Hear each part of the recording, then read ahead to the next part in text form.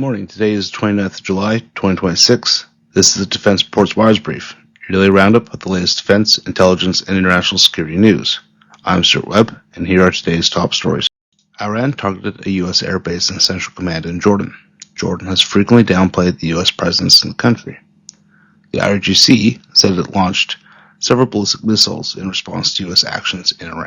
The U.S. and Saudi Arabia conducted airstrikes against Iranian-backed Iraqi militias. This is after Saudi Arabia intercepted another wave of drones from Iraq. It is believed that targets were hit in the northern Negev province and the southern Basra province. According to CENTCOM, they targeted multiple logistics and weapons centers after over 30 drones were launched over the past 72 hours towards Saudi Arabia. Houthi rebels claim they shot down a Saudi reconnaissance drone over Sadr. The Houthi rebels also claim a fourth attack on a Saudi-linked tanker in the Red Sea by launching multiple ballistic missiles at it. It was confirmed that the NCC Ghazal was struck by anti-ship missiles.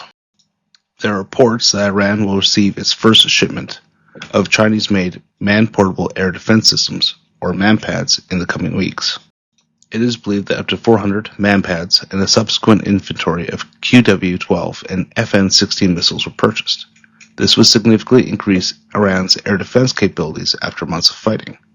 The Chinese Foreign Ministry stated that the relevant reports are completely groundless, and that China has consistently played a role in promoting peace and ending the conflict. The US and the UAE announced an agreement to establish the first bilateral AI task force.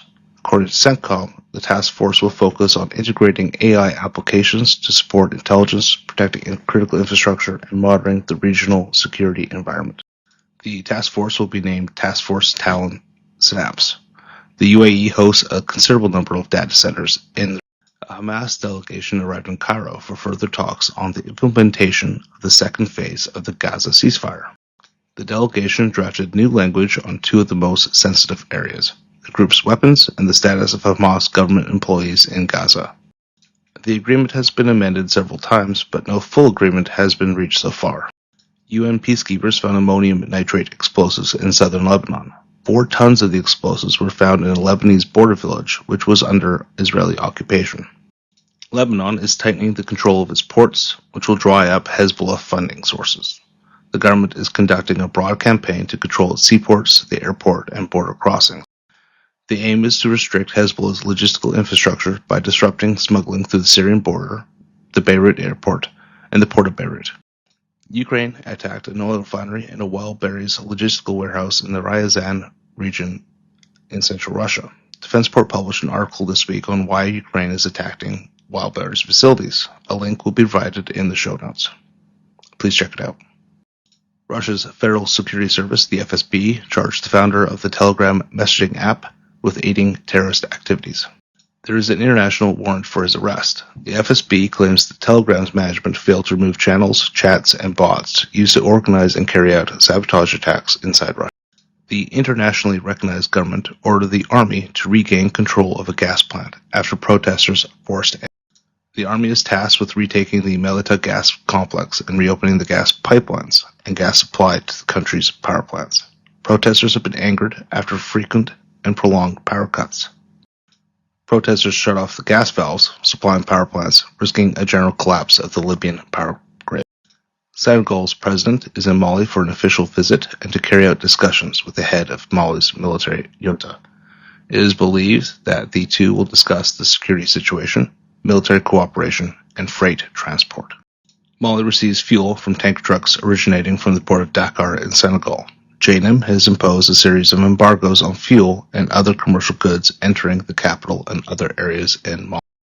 The U.S. has banned the import of Chinese humanoid robots, citing the threat of surveillance, intelligence gathering, and remote control. The ban also includes the import of power inverters, which enable renewable energy and batteries to connect to power grids. The restrictions apply only to robot and inverter models that have not been yet released. China is the largest producer of humanoid robots and inverters.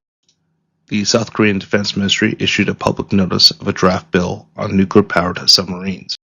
The legislation is designed to create a legal basis for the Yang-Bogo-N project, as the country aims to build at least 3 8,000-ton conventionally armed nuclear-propelled attack submarines by the mid-2030s. That concludes today's Wires Brief. If you found this useful, subscribe so you don't miss the next one, and visit defenseportal.com for analysis on these topics and more.